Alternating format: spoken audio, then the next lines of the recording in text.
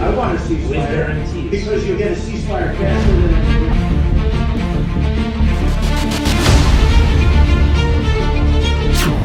रूस पिछले 3 सालों से जो नहीं कर पाया वो डोनाल्ड ट्रंप ने 3 मिनट में कर दिया।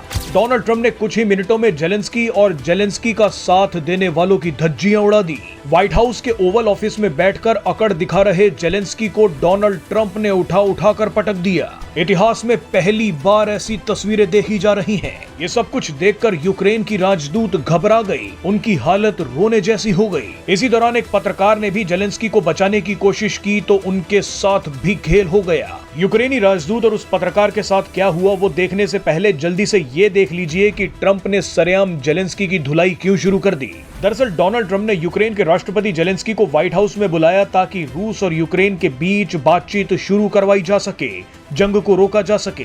अपनी 50 मिनट की बातचीत में ट्रंप 45 मिनट तक प्यार से जेलेंस्की को समझाते रहे कि जंग से कुछ हासिल नहीं होगा, आराम से मान जाओ। लेकिन जेलेंस्की पुतिन ये पुतिन वो करते रहे।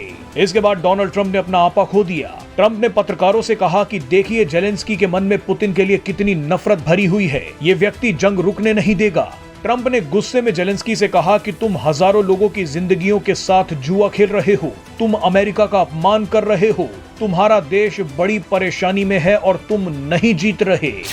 जेलेंस्की को इस तरह से बेइज्जत होता देख अमेरिका में तैनात यूक्रेनी राजदूत ओक्साना मार्कारोवा भौचक्की रह गई। वो लगभग रोने ही लग गई। वो शायद जानती थी कि जेलेंस्की के बड़बोलेपन का अब क्या नतीजा होने वाला है। आप ओक्साना की हालत देखिए, जेलेंस्की से ज्यादा शर्मिंदा तो वो दिख रही हैं। उन्हें आने वाले तूफान की तस्वीर दिख गई है। आपको बता दें कि यूरोप के कई देश, नेता, बड़े बड़े सेलिब्रिटीज और पत्रकारों ने अपने फायदे के लिए पिछले 3 सालों से जेलेंस्की के अंदर खूब हवा भर दी। जेलेंस्की को बेहद ही अहंकारी इंसान बना दिया। अब आदत से मजबूर जेलेंस्की ने यही अहंकार ट्रंप के सामने दिखा दिया तो धुनाई हो गई। बहरहाल इसी बीच एक और खेल हो गया। एक पत्रकार ने जेलेंस्की को बेइज्जत होते देखा तो उसने डोनाल्ड ट्रंप से सवाल किया कि आप तो शांति की बातें कर रहे हैं, लेकिन इसके बावजूद अगर रूस ने हमला कर दिया तो क्या होगा? पहले तो ट्रंप को यह सवाल समझ नहीं आया।